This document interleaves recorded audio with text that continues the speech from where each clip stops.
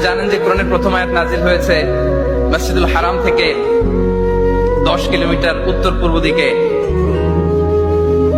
জাবালে নূর আছে, একটা পাহাড় 634 মিটার উঁচুতে একটা কেইভ আছে, লরে হেরা। ওই হেরা গুহায় শুরু হলো কোরআনের এই নাজিল হওয়ার প্রক্রিয়া। এরপর রাসূল সাল্লাল্লাহু আলাইহি ওয়াসাল্লাম মক্কা থেকে মদিনায় গেলেন, সেখানেও নাজিল হতে লাগলো। এই কোরআন কখনো নাজিল হয়েছে ঘরের ভেতরে,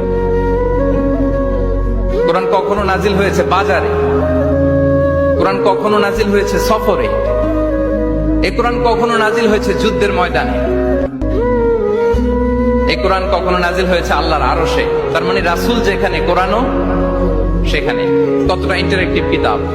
রাসূল সাল্লাল্লাহু আলাইহি ওয়াসাল্লাম তার জীবনে, তার পরিবারে, তার সমাজে, রাষ্ট্র পরিচালনায় যেখানেই তিনি সংকটের মুখোমুখি হয়েছেন, ঠিক তখনই সমাধান নিয়ে হাজির হয়েছে কোরআন।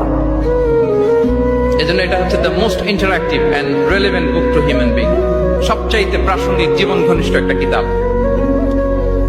এবং এই কোরআনকে আল্লাহ তাআলা লাইট বলেছেন, আলো। ওয়া আনজালনা ইলাইকুম নূরাম মুবিনা, নবী হে, আপনার কাছে আমি লাইট পাঠিয়েছি। কোরআন এটা আলো, কারণ পথ দেখাতে হলে তো লাইট লাগবে। যেটা আপনাকে পথ দেখাবে তার মধ্যে যদি আলো না থাকে, সে পথ দেখাতে পারবে নাকি? পারবে না। তো কোরআনকে আল্লাহ তাআলা লাইট বলেছেন। এবং কোরআন শুধু নিজেই লাইট নয়, শুধু নিজেই আলো নয়, সে আলোর দিকে নিয়ে যায়। আল্লাহু আকবার।